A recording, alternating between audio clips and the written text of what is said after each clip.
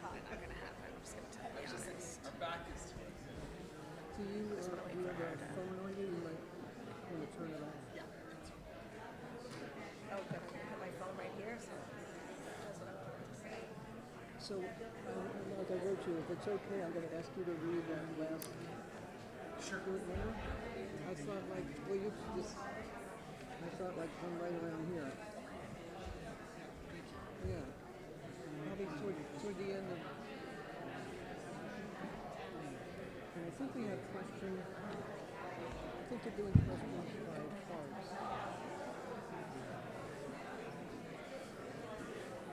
It's hard to take notes when you're interviewing somebody like this. But I'll try. So if I was saying something, if I say something that I shouldn't have, just shout it out. Okay, what's the matter with you? Is there a Q&A or are they going to have cards? For... Has to be cards and you get to choose what you want to answer. Okay. Because there's no reason to bring anybody out of this mess. Okay, yeah, that's always deadly. Okay. Are you trying to They say, Jews don't listen, they wait. For those folks who want a card, they can just raise their hand at yes or one and collect it. That's what they're supposed to happen, but just in case. Yeah. I'll help with that. Yeah. Right. Okay, I'm gonna start. Hello, good evening. Welcome, everybody. It's wonderful to see you all here this evening. My name is Jordana Levine. I'm the president of Temple Beth-El, and we are thrilled to have you all here this evening. Thank you. Thank you. I want to just introduce Regina Gill. She is the founder and the executive director of the Gold Coast Art Center, and we're so grateful for her partnership with the Susan Stumer Cultural Arts Program that we have here at Temple Beth-El, bringing Jewish cultural arts to our synagogue. And we're thrilled to have you, and we're thrilled to have our speaker this evening. And without further ado, we welcome Regina Gill.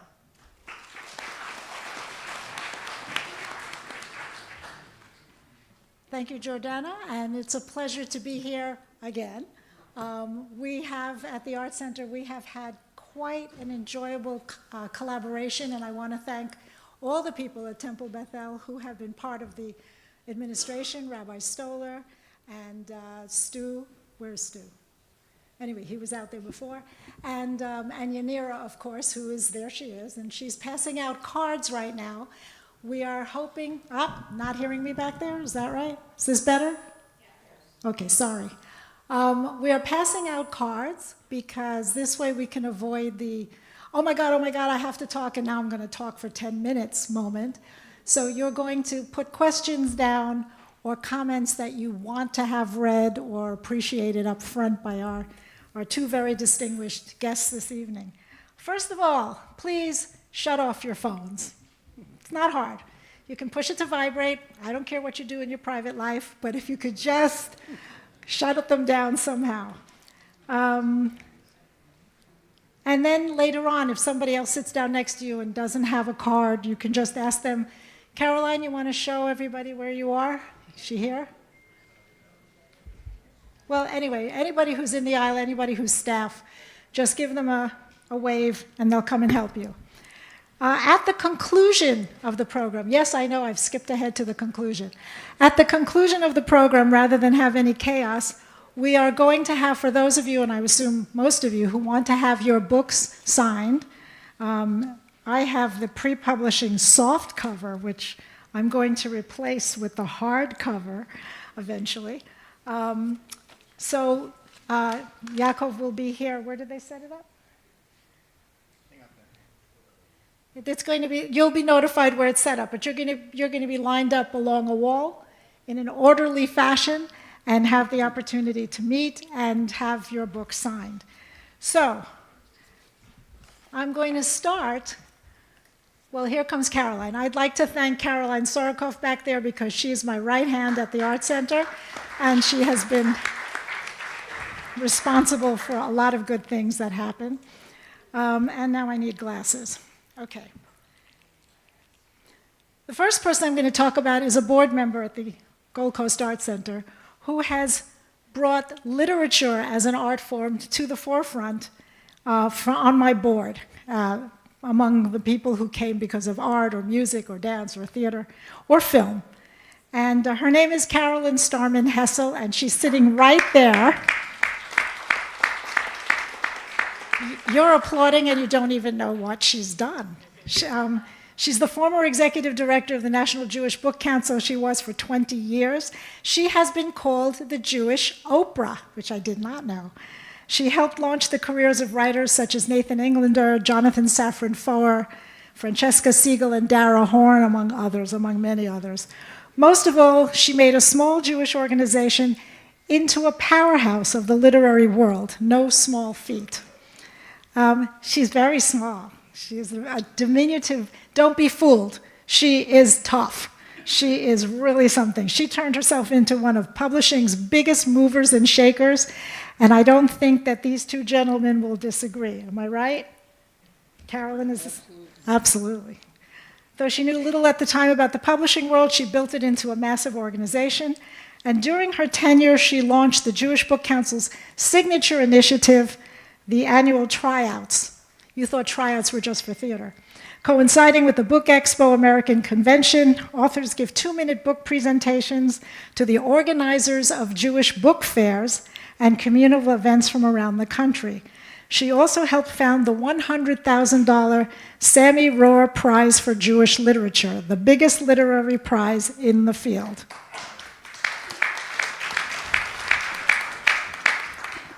So you can imagine when she called me and she said, I've just read the best book I've read all year. You have to get this author out to Great Neck. I said, sure.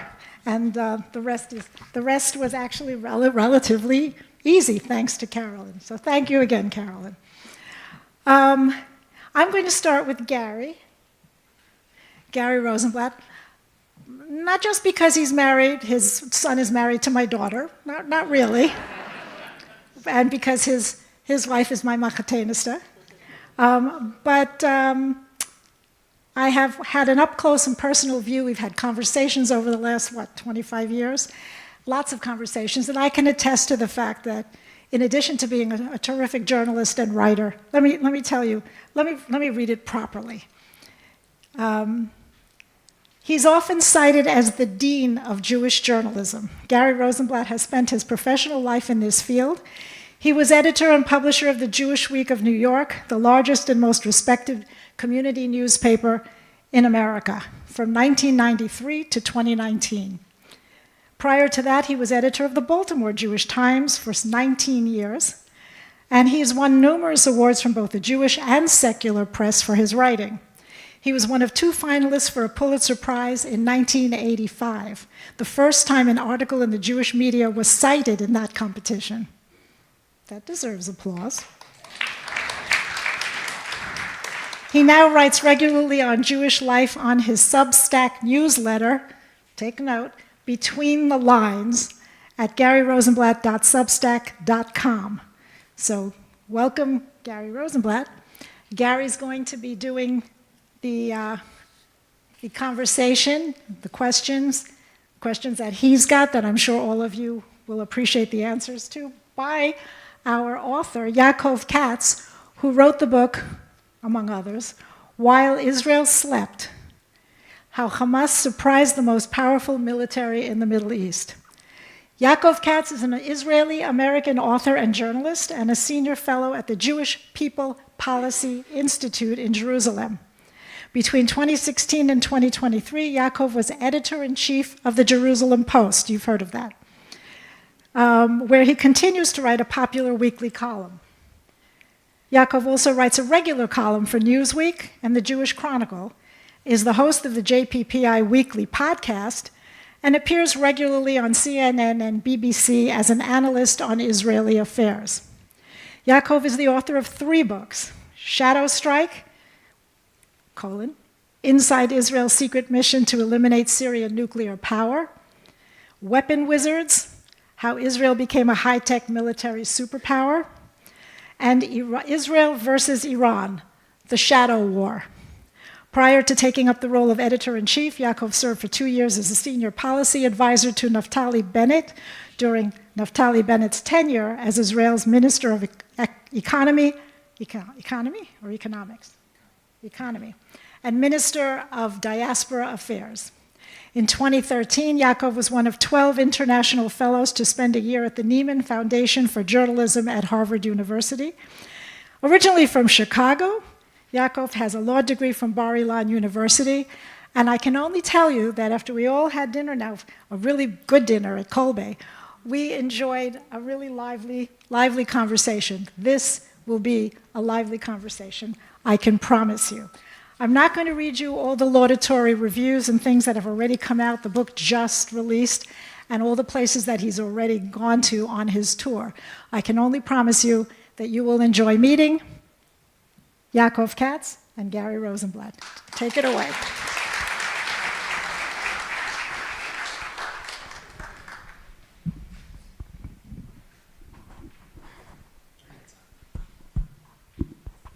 Can you hear us? Okay. Good evening, everybody. Shalom. And thank you, Regina, for that lovely intro. And thanks to your work at the Great Neck Arts Center and all the great programs that you sponsor. And as you mentioned, I think Machatanim probably doesn't have an English word that works, but I guess the simple translation is, it means we're not related, but we're family, right? So that's good. Before I introduce Yaakov more formally, I think the two questions you're probably asked the most is probably what's going on in the Middle East and how do you keep that kippah on your head? So, You know, I was once, it's funny, a few weeks ago, I was walking down a street in Jerusalem and a bus starts honking.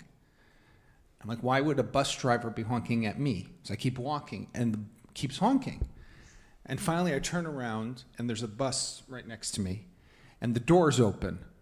And the bus driver yells at me, he says, I have my daughter's wedding coming up and I'm gonna have to wear a kippah. How do you keep that on your head? I swear to God. only in Israel. Only in Israel. Yeah, that's right. It doesn't happen in Milwaukee, I tell you. So it's a pleasure to have you here. Thank you.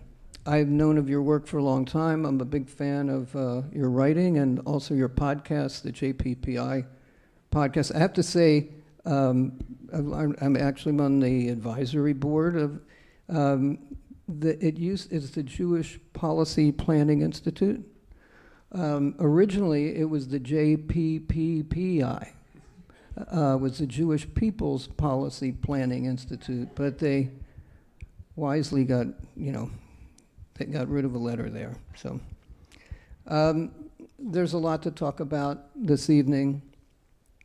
I keep thinking of, I'm a big Mel Brooks fan, and I think one of his, probably not one of his best movies, but one of his best songs was a theme of a movie called The 12 Chairs. Probably saw it. It's called Hope for the Best, Expect the Worst. And I think that's probably the Jewish condition, maybe the Jewish theme song for a long time. But as we all know, Israel as society has been in trauma for the last couple of years. So much pain, so much suffering, and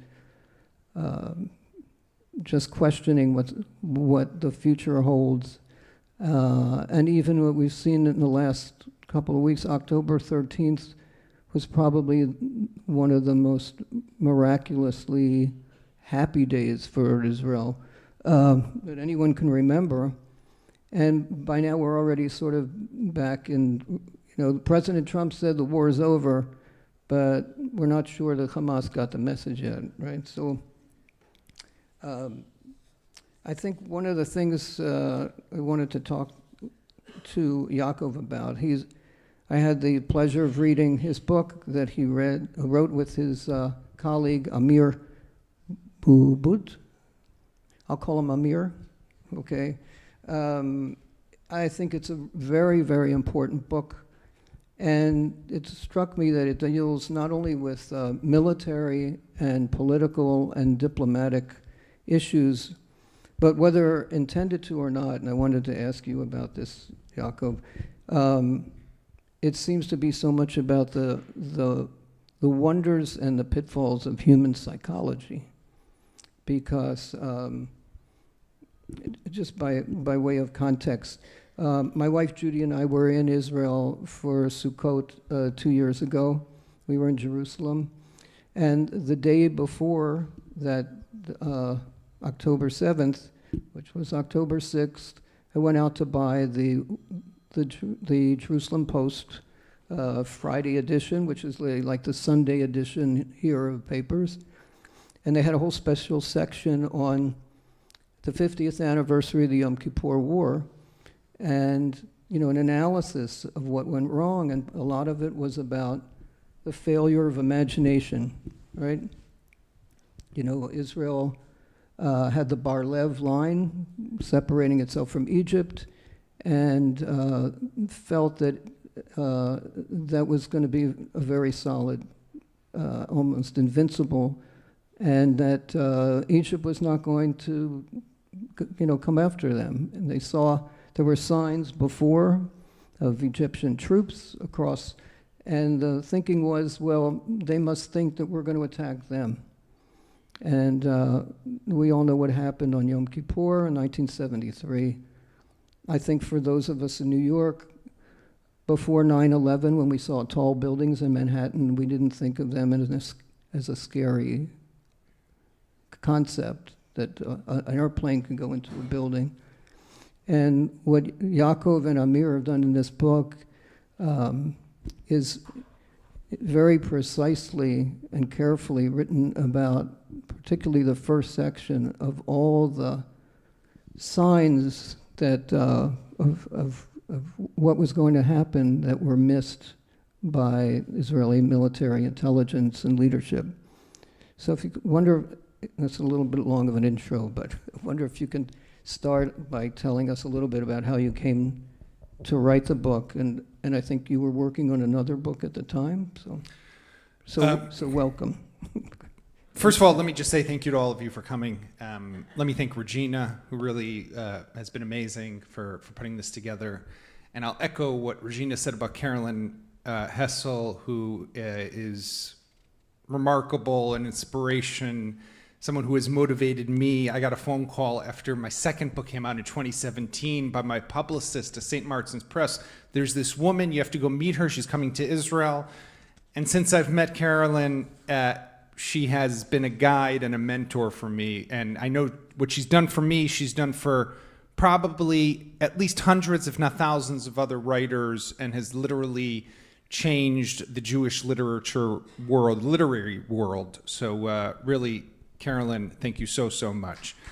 And let me just say also, Gary, who really is, his work has been groundbreaking in what he's done, and really been a true journalist in the sense of what I often think journalists need to do, and this ties into the book to some extent, is hold people accountable. And you've done that throughout your career on numerous occasions, whether people in leadership roles, rabbinic authorities, whoever it was, in making sure that stories of things that they've done that were wrong were brought to light. So, thank you very much for that as well. Look, the short answer is we signed a deal. Amir and I had written a book called Weapon Wizards, which was the book that came out in 2017. And I had long felt that there was a need for a sequel. It was basically about how Israel had created the most amazing military technology. You all familiar with it: Iron Dome, Arrow, drones, tanks, cyber, you name it. A very uplifting, good book about the amazing culture of innovation and creativity that you find in Israel, the so-called startup nation, but where it comes from in the IDF, and kind of this special sauce that you have there of having your back up against the wall, and the threat matrix, and the threat of survival, and the young people, and just amazing, incredible stories. And I felt that there was something that needed to be told, because in recent years, and particularly in the Gaza Strip, you've seen how the IDF had honed, up until October 2023 to some extent, had honed a unique precision strike capability. They could put a missile through a window onto a bed, kill the bad guy, and the kids in the room next door might be traumatized, but physically they would be okay. And I pitched this book to St. Martin's Press, and they went for it, and we started working on the story. Comes October... When was that? This was probably June, July. Mm-hmm. Comes October 7th, and it was clear to me from, right away that this book is no longer relevant. Actually, I waited about a month or two, and then I did a Zoom with my editor, and we pivoted very quickly to tell this story. And this was the urgent one. This is obviously the story that needs to be told. And we both felt, and I can speak also here for Amir, we both felt a extreme sense of urgency, of responsibility, and of the need to learn the lessons very quickly for the preservation of the state of Israel. And I don't mean to say that this is a replacement of a commission of inquiry, because it's not, and hopefully there will be one. But a lot went wrong, and a lot has to be fixed. And if we don't study the lessons of this will happen again. And as somebody who, I worry about my children, hopefully one day we'll have grandchildren. I had a daughter who on October 7th was in the middle of what's known as Kurs Ksinim, of IDF officers training. I drove her back to the Army. I remember, I'm not ashamed to say, my wife's not ashamed for me to tell the story. When Atara, our daughter, who now recently finished the Army after 3 years, was packing her bag to go, Chaim, my wife, pulled me aside and said, does she have to go? I mean, it was clear this was war. And my answer, of course, I didn't want her to go either, as any father, and there were hundreds of thousands of people like me in the country. I said, of course, this is a war. So we both had children in the Army as this was happening. And it was only the thing that needed to be done was to investigate, how did this happen?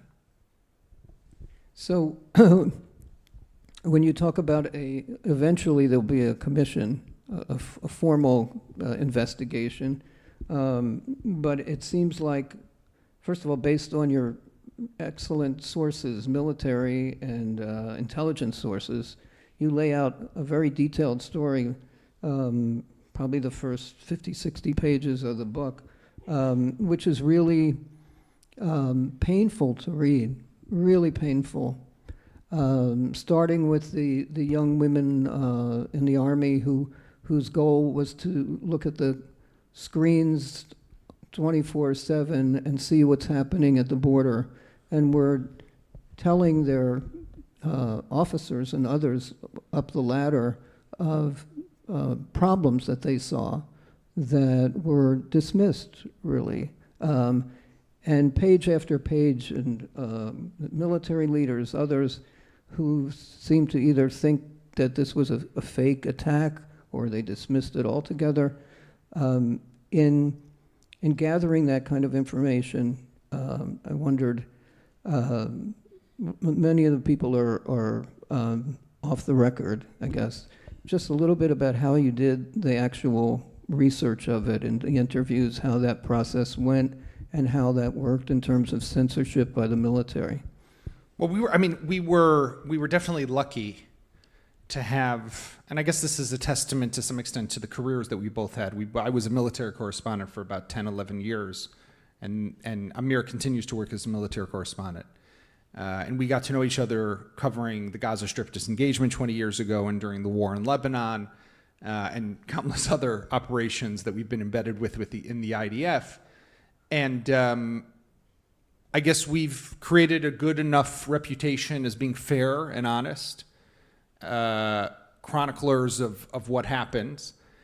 And everyone met with us to some extent. I mean, from the chief of staff to the head of the Shin Bet to the head of the Southern Command and the head of military intelligence and the head of the Gaza division and ministers in the government and much more than that. And we didn't promise anyone anything beyond the fact that we are going to tell the story whether you like it or not. And I've learned over time that it's usually hard in books like this to get the first two or three. But once you have the first two or three, I remember with with my last book about the Syrian nuclear reactor, so I interviewed everybody in the cabinet and all the different, and Ehud Barak, who was at the time the defense minister back in 2007, refused to talk to me. And I was finished. I'd finished everyone, and he was the one. So I called him up one last time, and I said, listen, last chance. And he said, no. I said, no problem, but just know, the book will be told according to Ehud Olmert, Gabi Ashkenazi, and everybody else. He said, when can you come tomorrow, right? So, that's pretty much how it works. And everyone understood that they were going to get a fair chance. Does that include people in the coalition, in the government, the ministers? Yeah, I mean, in the government, many of the ministers we spoke to, most of them. Netanyahu, we had a brief phone call with. That's about it. But I didn't expect much more, if anything. And about the military censorship, though, to that point, to that part of your question, every book, every story that you write in Israel that has to do with matters of national security, and of course a book that has to do with national security does have to be submitted to the military censor. And they take stuff out. It's like anything in Jewish life or Israel. Someone makes a decision, then that's the beginning of negotiations, right? So they return something to you, you look it over, you come back at them, you say, well, what if we tweak it that way? What if we tweak it this way? This I saw somewhere else, let me keep this and this I'll take out. You spend hours and hours with them.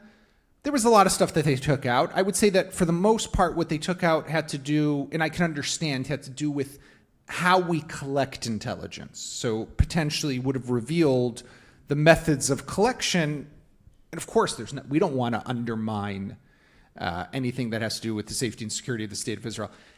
There's something unique here, though, as a journalist, and you're a longtime journalist, is in Israel, you have a different type of journalist because you have a clash of identities in Israel, which I don't think exists anywhere else that I know of in the Western world. Because here you have lots of journalists, but how many of them have actually served in the armed forces of the United States? Probably a tiny number. But in Israel, almost every journalist, probably 90+%, have served in the IDF. Some of them became journalists in the IDF and Army Radio. So I've long felt this clash of who am I? Am I a soldier? Went back when I served in the reserves. Am I a citizen of the country? Of course I'm a citizen of the country, or am I a journalist who needs to hold authority accountable? Because sometimes that runs up against one another. And that's just been an interesting journey. I can just say, and it's nowhere near as significant, I think, but editing a Jewish newspaper in America, which Israelis say, what's a Jewish newspaper? But for American communities, I think responsible journalists have that same kind of issue of being, you want to be a loyal member of the community, even in your congregation, and yet, as you say, sometimes you have to write some difficult stories, and you have to balance those issues, which is always difficult. One of the things that fascinated me in the book was you wrote a lot about the tunnels and the fact that Israel had done so much work dealing in some ways with, very cleverly about the tunnels, but apparently not ever really thinking that they would be used the way they were used. Because in the end, nobody came through those tunnels on October 7th, right? They just came across the border.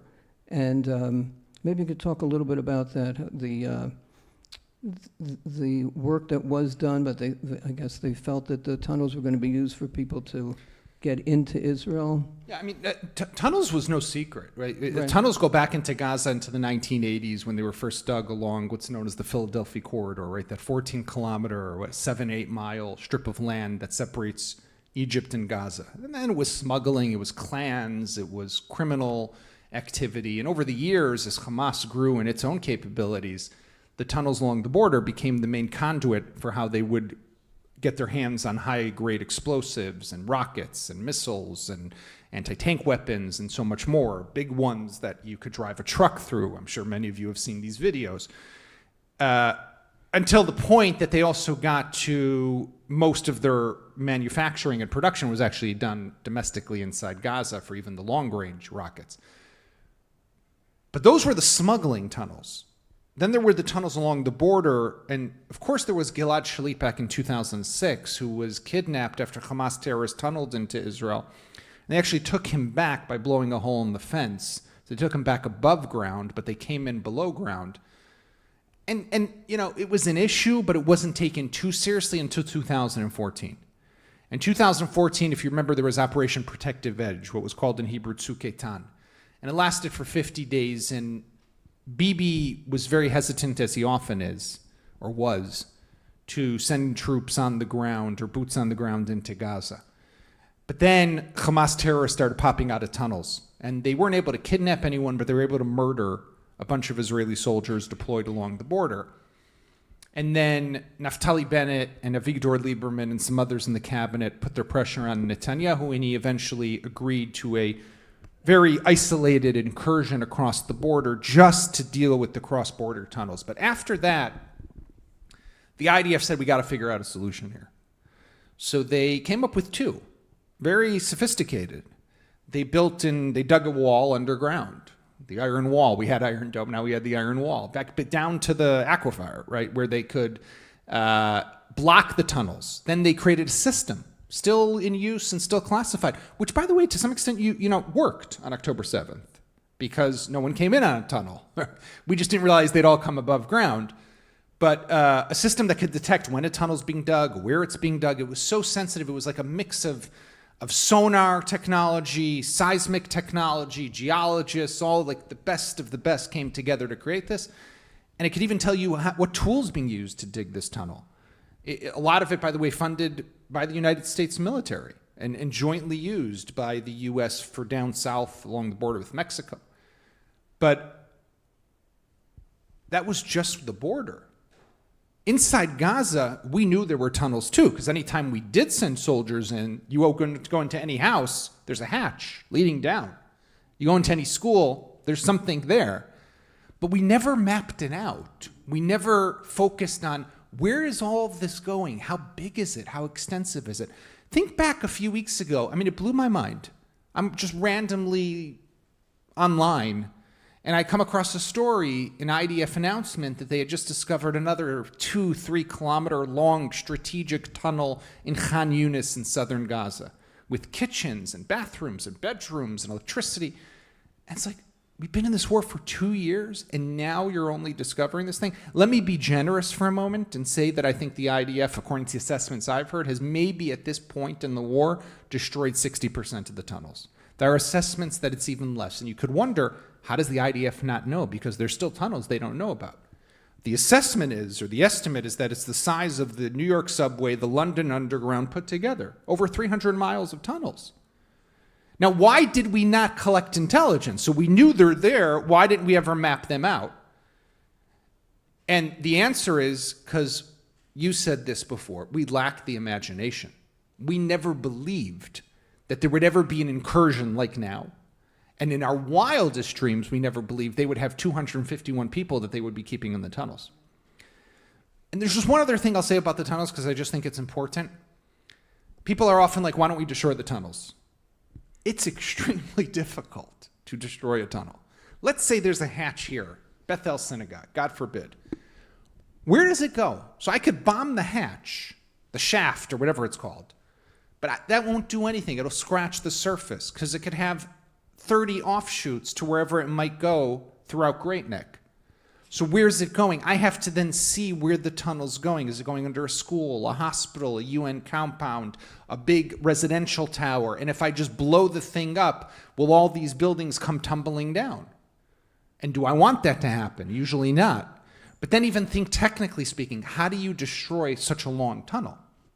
It's not just one bomb. You don't hit it from the air. It could be 30, 40, 50 meters below ground. You have to line the thing with explosives. Israel was learning this on the fly. Do you all remember the seawater story, right? Nothing came of that. It didn't work. So, I mean, this was extremely, by now, Israel has learned and has developed capabilities that, by the way, will serve the world if anywhere else ever faces such a threat. Let me ask you a little bit about media coverage, which is probably an ongoing obsession for many American Jews about coverage of Israel. Somebody will do a doctoral thesis about the New York Times coverage and the degree of bias. And there have been serious studies done, I know Bar-Ilan University, other American universities, trying to measure and quantify the amount of bias one way or the other, which is, so much is in the eye of the beholder, hard to, measure. But overall, and we were in Israel for about close to a month in January of 2024. I did a lot of talking to people in media and other places. So it seemed like the part of the gap between American Jews and Israel was what we were seeing every day, right? So Americans saw every day on the front page of major newspapers and on TV, horrific pictures from Gaza, essentially rubble or, wailing mothers holding injured or dead children, funerals. We didn't see any soldiers, and it was constant. And my sense is Israeli media maybe of feeling that there's a certain amount of empathy or feeling that there's so much trauma in the society, we shouldn't show so much of that. And obviously the emphasis was on the Israeli side, on the Israeli soldiers, and unfortunately we'd see every day the photos, unfortunately, too often of young men, 19, 20, and one more handsome than the other who had fallen. And I think that's, in part at least, a part of the gap of understanding. Maybe you can share some thoughts about that in terms of media You know what I'm coverage. thinking as you're talking? They're always the best looking. It's always, it's so tragic. But thank God I wasn't a newspaper editor during this war, because I think that the editors of newspapers and editors of news shows really faced great challenges and great dilemmas, personal dilemmas. I'll say on this two things, which might seem like they contradict one another. It's okay, we're Jewish. Exactly. One is, I was always the guy who, and I've been doing this not as long as you, but about 25 years. That's a start. That's a start. Yeah, I'm getting there. Who, whenever people would say, all the media is anti-Semitic, there's nothing you can do, the Hasbara is worthless, public diplomacy doesn't mean anything, you shouldn't invest in it because you can't do anything anyhow. I long have always felt that we need to do more, we need to educate, we need to inform, Israel needs to do more. In Israel, the way we've handled the narrative in public diplomacy is a crime and complete gross negligence throughout the last 2 years. That's a separate story. But what I've learned over the last 2 years, and I've probably done 400 plus interviews on places like CNN and BBC, and there is a culture or a foundation of anti-Semitism that exists within all these networks. And it's not that there are good people who work there. Some of them are friends of mine, right? Some of them are Jews. Some of them are married to Jews. They have great Jewish friends. But there is just the way that the stories are told, the way they're portrayed, the way that they talk of Israel is such an extreme bias and a double standard and a delegitimization of the state of Israel. It is perverted in that sense. With that said, There's a tragedy that has befallen the Gaza Strip. There are tens of thousands of people who have been killed. I don't know how many. We can only quote the Hamas Health Ministry and their claims. But there's a great tragedy. There's great devastation. I don't have a problem saying that, and I don't have a problem talking about it. And we'll talk about how I think Hamas is to blame for it even. But I think that the Israeli people received a disservice from the media by not seeing the full dimensions of what is this war. And I can recall for you a conversation I had with someone very high up in Channel 12, which is the leading news station in this country, about 2-3 months into the war. And I said to her, you're making a mistake because you're not showing anything from Gaza. And we need to know what is happening in Gaza. We're only seeing it through the prism, through the bird's eye view of the helmet of the IDF soldier. But we're not seeing what is happening. And not that I feel, of course I feel bad, but not that it would make me think less that we are justified in our war, but we have to understand the full experience of this. And Israelis didn't get that. And then it would also have helped, I think, Israelis understand what happened to the world. Why did the world turn on Israel? Mm-hmm. And I think that could have been avoided, not by just showing us by decisions by the government, that's a different story. But Israelis wake up one day and they see Emmanuel Macron and Mark Carney and Albanese in Australia, and the Spanish and the Belgians and the Brits, Starmer, all recognizing a Palestinian state. Where'd that come from? Well, what do you mean where'd that come from? What have they been seeing for the last 2 years? You have not seen what they've been seeing. Right. And we have not told a different story to explain ourselves to the world. So I think Israelis were wronged by the media in that sense. And both can be true. There can be that culture of anti-Semitism, right. But there can also be that I think Israeli media was mistaken. Right. Actually, your book didn't deal, I'm trying to remember if it did deal with describing sort of what was going on the Palestinian side. No, we didn't get into that because the story was more about what was happening and how we got to this point in time. Right. And we pretty much ended just shortly after the war began. We didn't go too deep into the war itself at all because that, A, I didn't know where it would go, but B, the story was to how did we get to this point to begin with. But I mean, I want to just say one other thing, Gary, because I think this is important. I'm no expert on trauma. Far from it. And I can understand how it is hard for people who feel so much deep pain to feel empathy for the other side, right, that they feel has attacked them. And I look at my own family. I'm married, I'm a father of 4 kids. On October 7th, by the end of that day, we knew 2 hostages. One of them was Elkanah Buchbut, who just got out last Monday, husband of Rivka, father of Re'em. Elkanah and my youngest brother, Avi, were in the same Sayeret Golani unit back, 20 years ago. I mean, that was the Tsevet, the squad, the team. They were the new brothers to Avi. Mm-hmm. Hirsch Goldberg, Poland. John and Rachel, we used to go to the same shul when Hirsch was a little kid. The number of people we know, my kids know, the number of funerals they have been to over the last 2 years.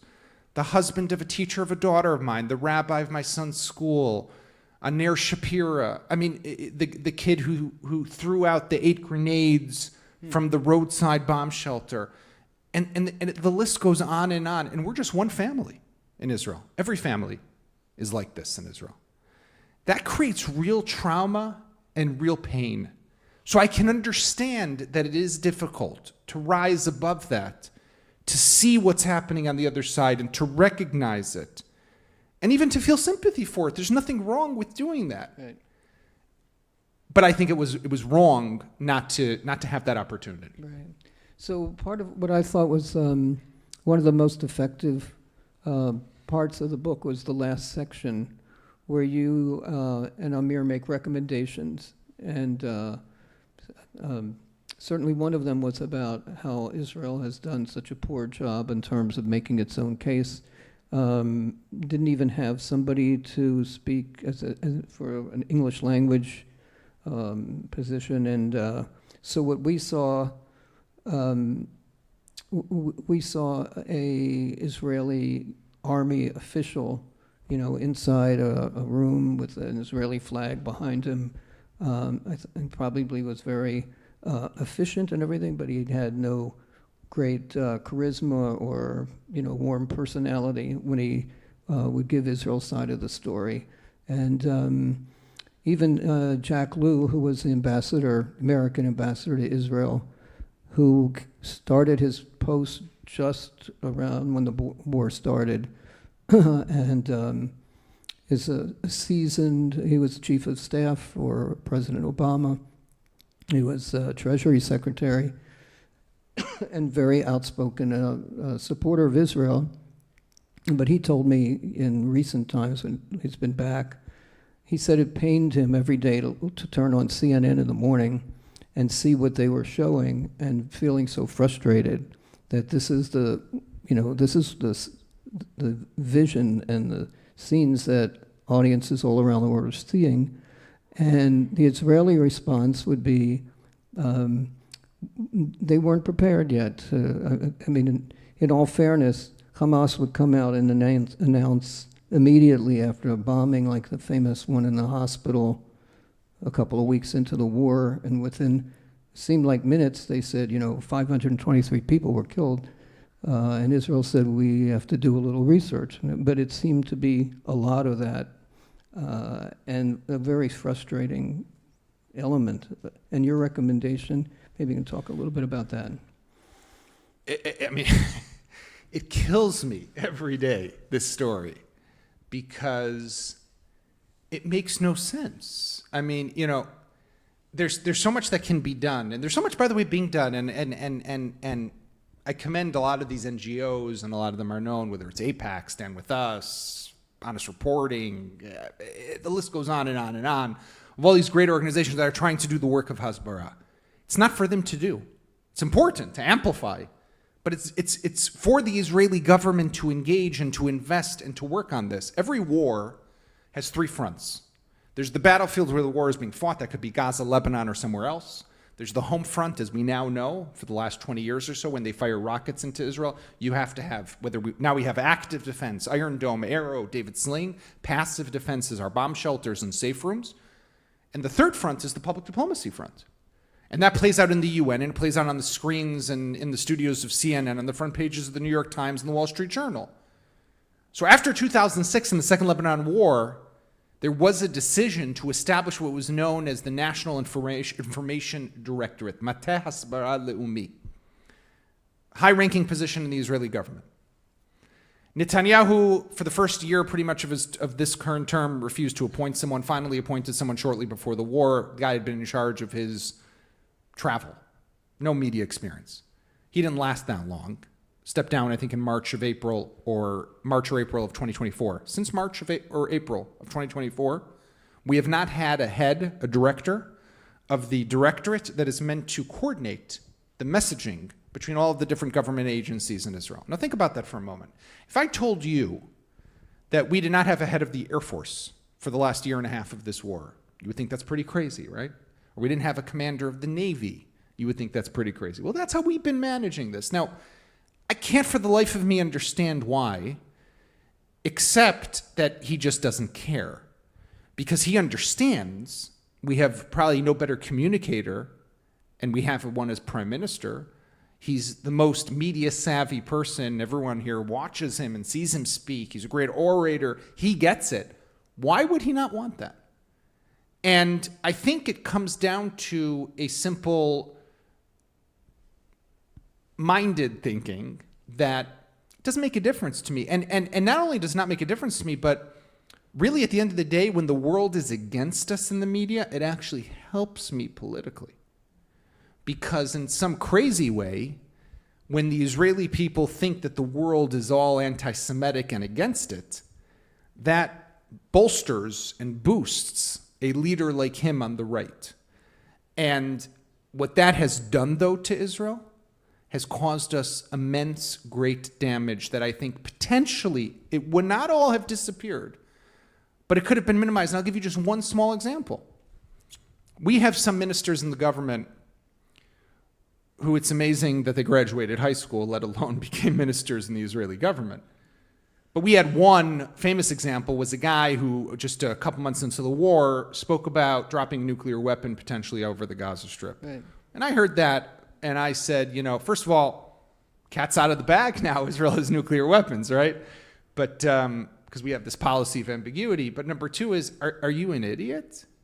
I mean, what are you doing? Of course, that's like we after the ceasefire broke down in March of this year, Beth-El said, not one grain of flour is going to make its way into Gaza.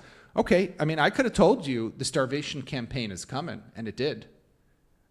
We have to think before we speak and act.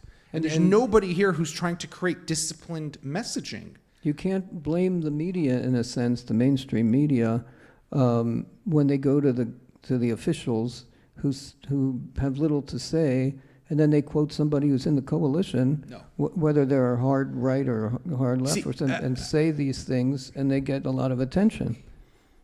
I'll tell you something.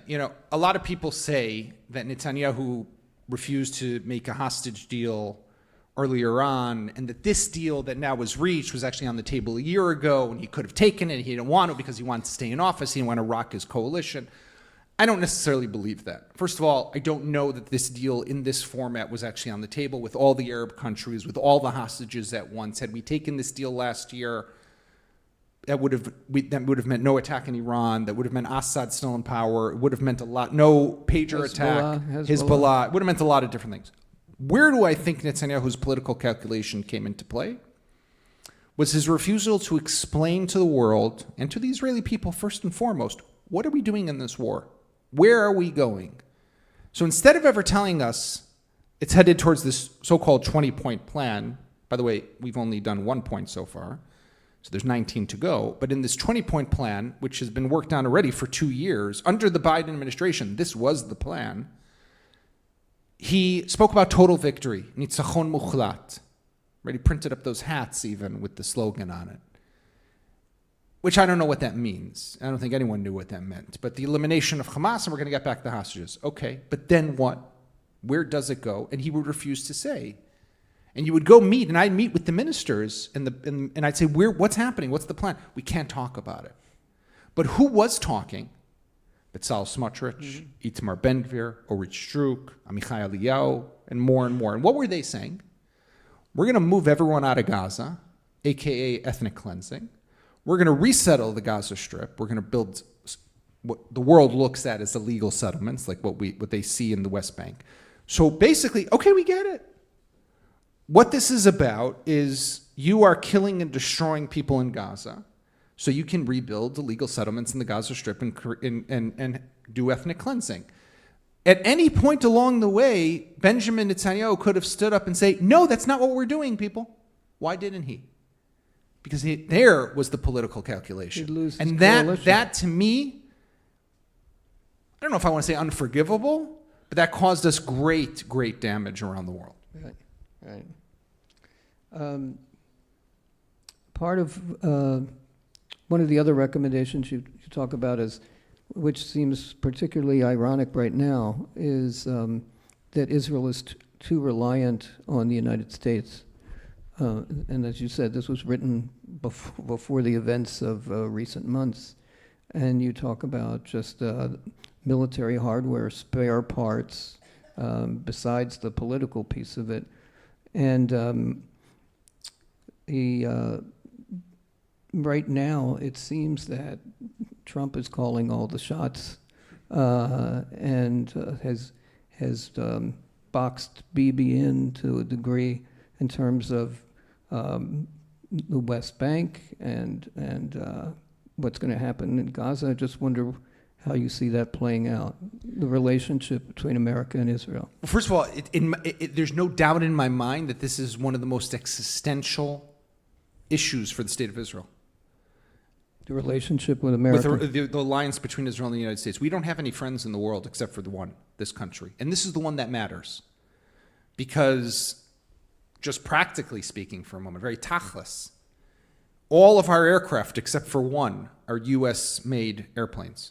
our Apaches, our Blackhawks, our Sikorsky Sea Stallions, those are the helicopters, our F-15s, F-16s, F-35s, our C-130 transports, our Boeing KC refueling, everything.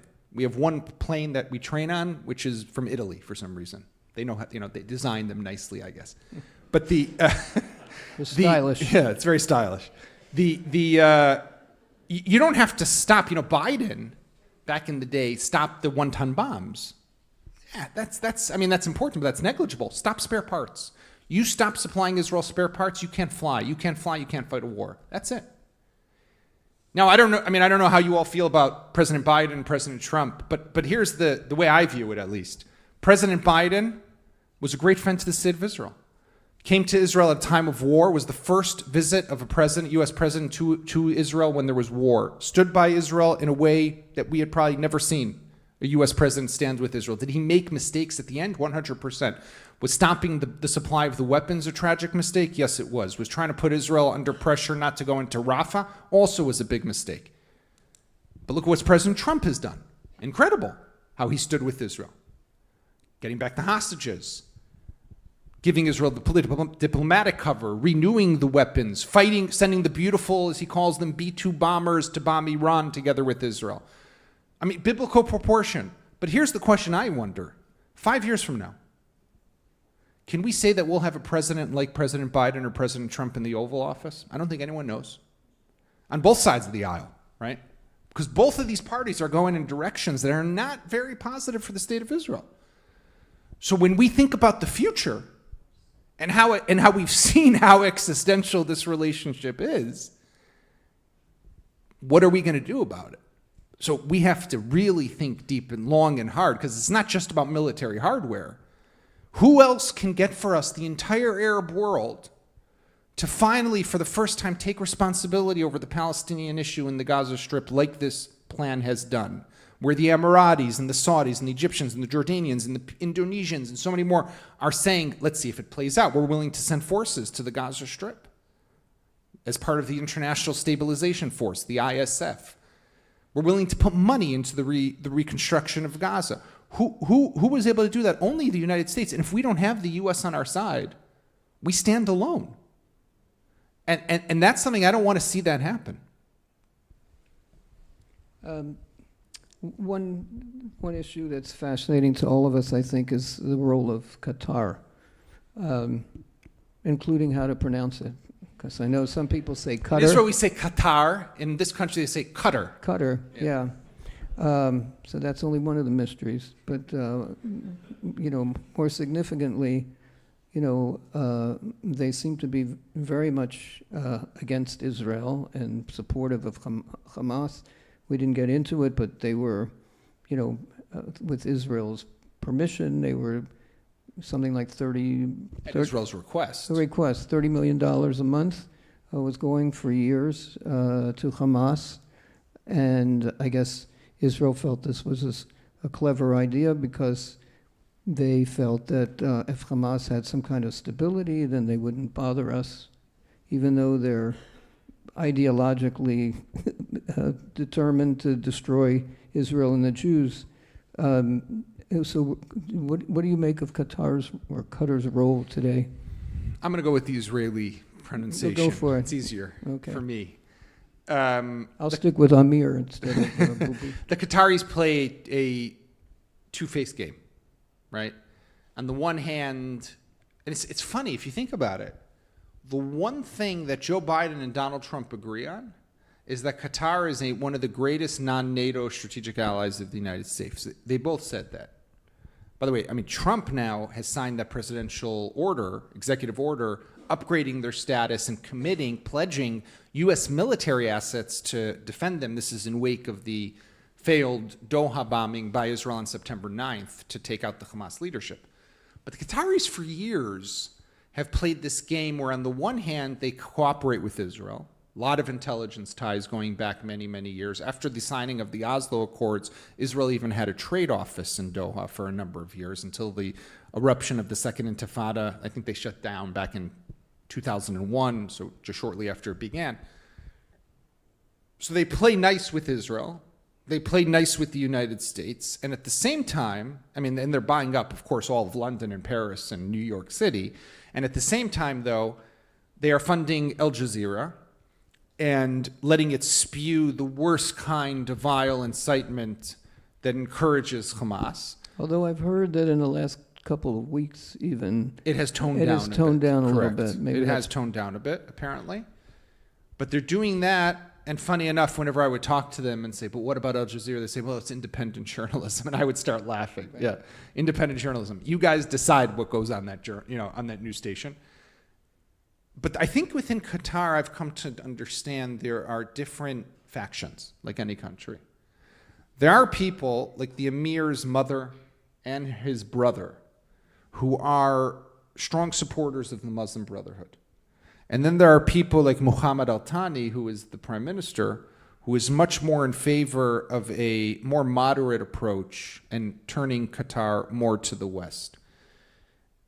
They have those issues that they'll have to deal with. I think one of the concerns definitely for Israel, I mean, their support of Hamas over the years didn't begin with Israel's request in 2018 that they start funding every month $30 million in suitcases of cash to Gaza. But they were the place where the Hamas leadership resided. They gave them sanctuary and protection and probably billions of dollars that came with it. The issue when I look at the region right now, we're seeing two very interesting trends. We're seeing on the one hand, the Iranian axis is in decline. And this is a result of the last 2 years of this war. So Iran is on the defensive. Hezbollah is weakened. We'll wait to see what happens in Lebanon with the government. Will they be able to collect the weapons or not? Assad is gone. Ahmed Ashara is now there. Wait to see who he exactly is, because pretty much just yesterday he was Al-Qaeda. And Hamas, of course, is degraded. And the Houthis, I don't think they have anyone in charge anymore because Israel's killed all their leaders. But with the decline of the Iran axis, you have the rise of the Muslim Brotherhood today. And that is led by two countries, Turkey and Qatar. And these are two countries that are not friendly to us. Right. President Erdogan of Turkey is a vile anti-Semite. And their emergence now as a serious power broker, credit does have to be given to the intelligence chief of Turkey who helped make this deal possible and get Hamas to agree to the 20-point plan of Trump. But I think we do have to be concerned with where is this going right now? And, Trump has a lot of sway here, both in a lot of leverage over Turkey and a lot of leverage over the Qataris, the Air Force base in Qatar, where the Americans basically give them protection so they're never going to be invaded by Saudi Arabia or someone else. And Turkey wants to buy the F-35 and get a lot more advanced military technology and want to stay a member of NATO and would like to one day become part of the EU, but the EU won't take them because of their gross violations of human rights. By the way, talk about journalists. The most journalists in a country in prison are in Turkey. But they want to get that from the president. The president likes Erdogan. I mean, so we have to keep an eye on where that's headed. Right. So just for a moment, if whoever was collecting any of the questions, if you could bring them up in a couple minutes, that would be great. Let me ask you this. What do you think American Jews need to know about Israel that they're missing? And I guess similarly, what do Israelis need to know about America and American Jews that are... Well,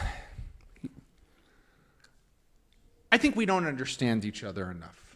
That's for sure. That's obvious to me. I think that, and I mean, I guess it's natural because there are we're located in different geographic locations and we have different experiences. And just like an American Jew might have difficulty understanding what it's like to send a child off to fight in a war in Gaza or not to sleep at night. I have a brother-in-law and sister-in-law who have triplet boys.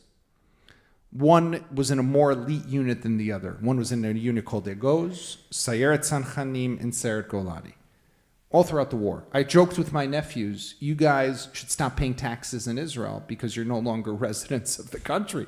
You spent more time in Gaza, Lebanon, and Syria over the last 2 years than you no longer have residency here. My sister-in-law is not the same woman that she was. So I don't expect people here to understand that, just like I don't expect people in Israel to understand what it's like to send a child off to Columbia University or somewhere else and fear for their Jewish identity and also their physical safety. Right. I've come to believe, from spending a lot of time here, that we're all facing the same war to some extent. I think we need to recognize that more. In Israel, the war is a physical war. It's a war that's meant to try to kill us and eliminate us and destroy the Jewish state of Israel. That is what Hamas wants. That's what Hezbollah wants. That's what Iran ultimately wants. But the war here there is, of course, physical anti-Semitic attacks. I'm not saying there aren't. But I think it's more metaphysical. It's about undermining Jewish identity, taking away Jewish pride. So it might be a different battle, but it's the same war, and it has the same objective, because if we're afraid to be Jews, we're afraid to identify as Jews, then they are succeeding. They're winning. And we have to stand together in this war because it's for the same objective. It's the survival of the state of Israel and the survival of the Jewish people. And one is pretty much the other. So I think both countries, or both sides, diaspora Jewry, whether here in the US or in Europe for that matter, or Australia, wherever it is, and the Jewish people of Israel, need to understand that a little more. And today I don't think enough of us do. Yeah. Although they talk about the October 8th Jews here, people who may not have been as connected to their sense of support for Israel until October 7th, and then they realize, hey, this is about us. We're one family. So I guess it has a lot of elements to it. Yaakov, what I was going to do is ask you one of the more moving parts of the book, and I think relates to what we were just talking about. If you could read about the last 2 pages or so of your book, which has a very moving story to it. So this is the soft cover copy, which you know where it is. It's the bottom of that paragraph on the right. And maybe I could take a look at the cards while Yaakov was reading that. Okay, thanks. What happened on October 7th was unique. As Hamas terrorists invaded, committing massacres Israelis did not believe were still possible, the issues that had divided the country suddenly fell away. In the chaos, when lives were at stake, no one cared about the other's position on judicial reform. Israelis from all walks of life stood together, united in a remarkable display of solidarity. Stories of courage emerged from that day, including that of Elchanan Kalmanzon, 42-year-old resident of the West Bank settlement of Otniel. Elchanan worked in the Mossad and was among the first to realize what was happening in the south. With his brother Menachem and his nephew Itiel Zohar, he rushed to kibbutz Be'eri. For 16 hours and under heavy Hamas gunfire, they rescued 100 residents hiding from Hamas attackers.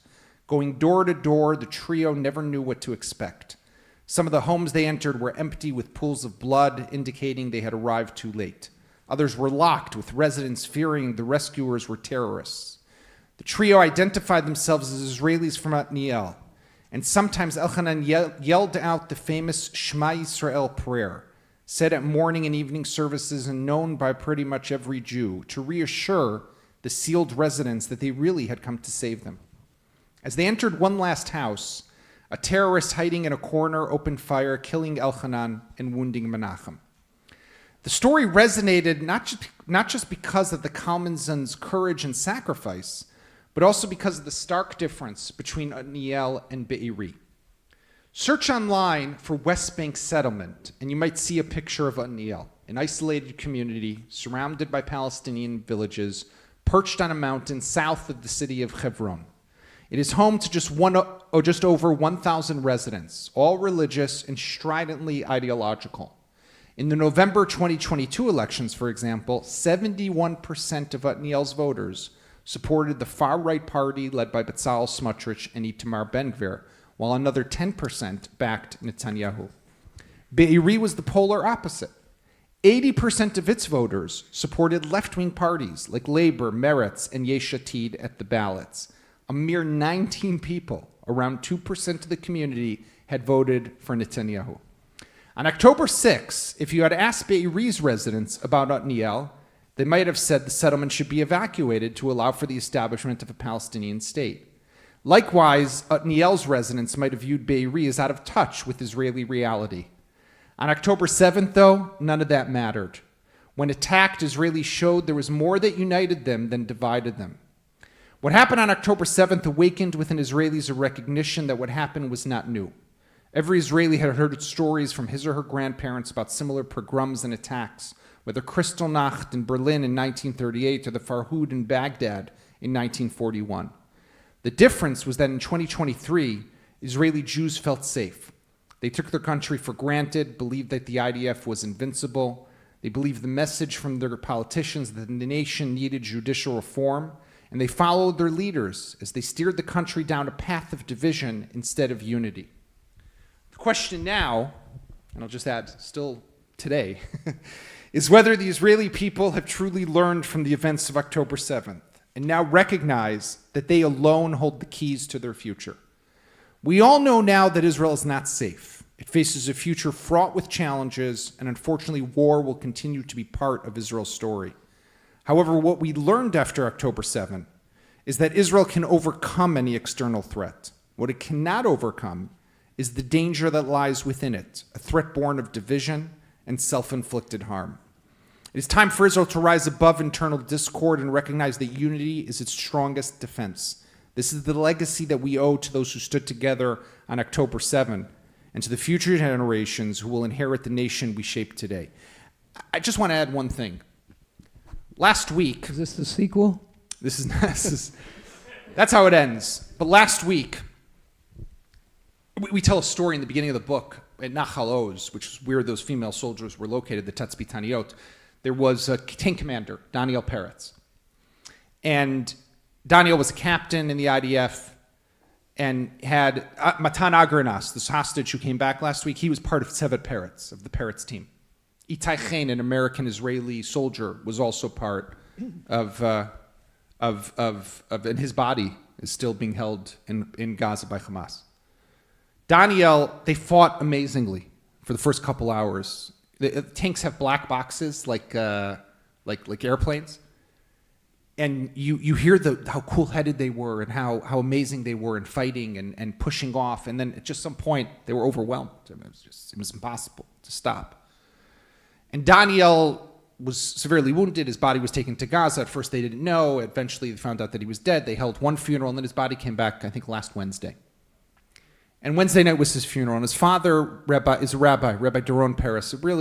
They're South African originally, a remarkable person, the head of the Mizrahi movement, really.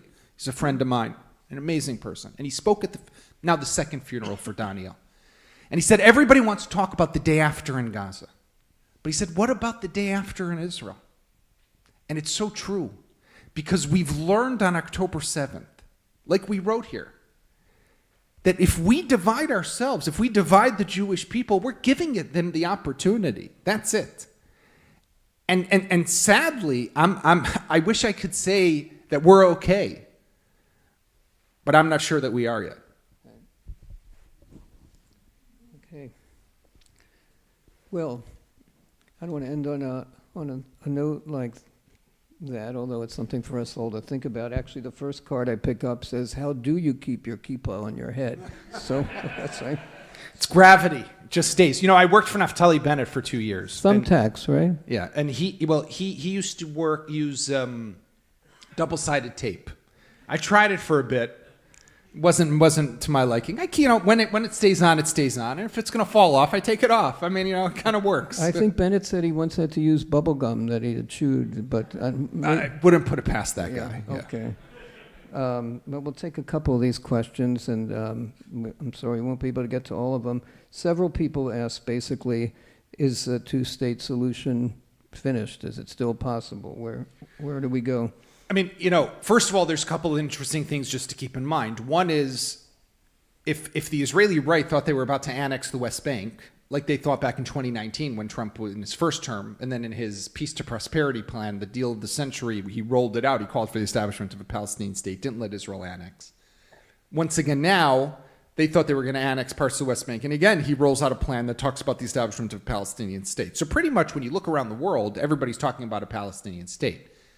I think that Israel, and I want to believe that that is the ultimate solution that we need to get to, and I've long been a proponent of it. But what I recognize today is while we should try to work towards that, we can't pretend that it's going to happen anytime soon, maybe 25 to 50 years from now. And the key to making it possible is the de-radicalization of Palestinian society, primarily the Gaza Strip, but also the West Bank.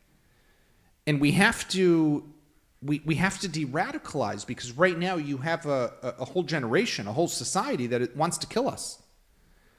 For that to change, kids need different schools and different textbooks. You need different newspapers. You need different culture institutions. You need different imams who are preaching in mosques. You need a dramatic change. That takes a lot of work, and it takes a lot of time. Decisive victory is important because that will hopefully cause the shift and the understanding you have to change. It's what worked after World War II, when Germany and Japan were clearly defeated and embarked on a journey that led them into the embrace of the West. But for the Palestinians, A, we don't have that yet, and B, you have to do the hard work to get there.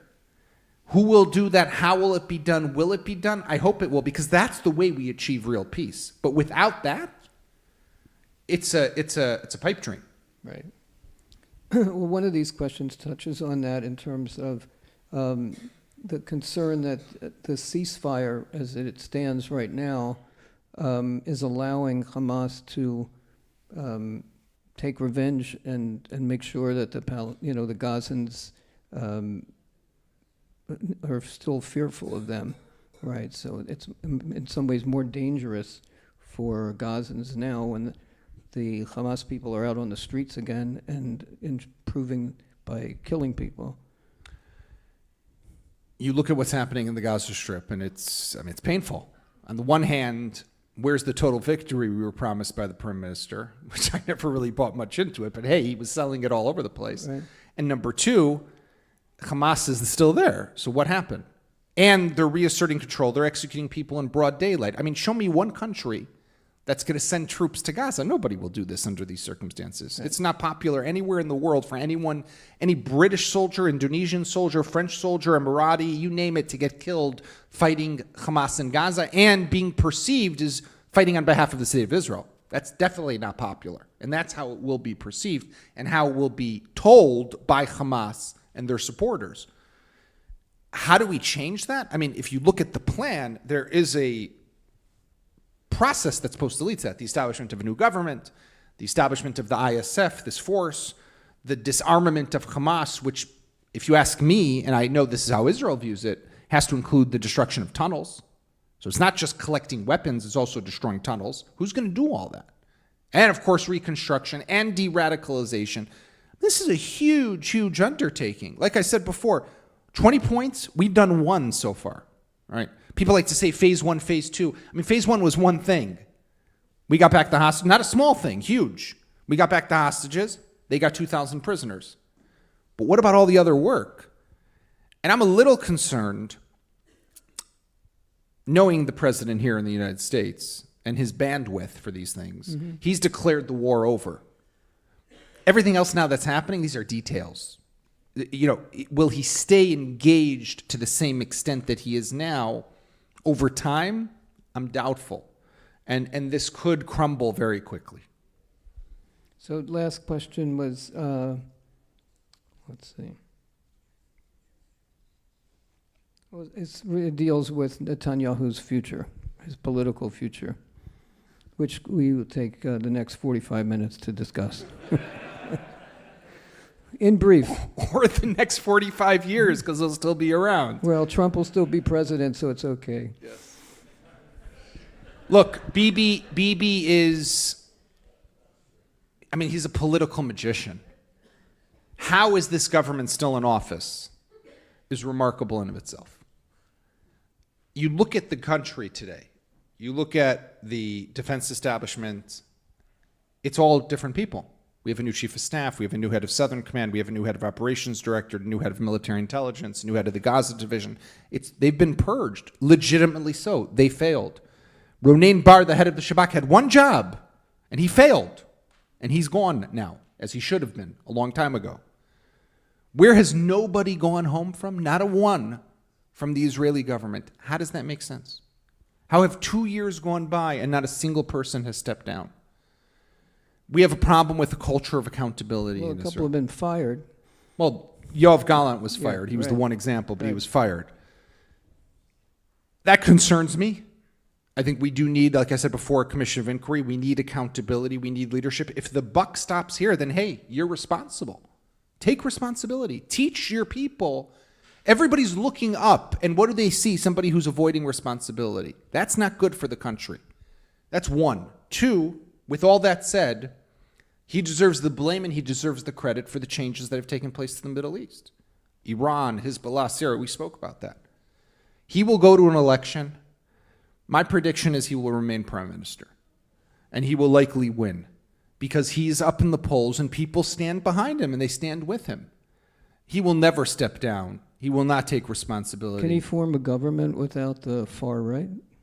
He's keeping his options open. He's really good at that. He is, if you listen to him talk now, it doesn't surprise me. He's talking a lot about unity.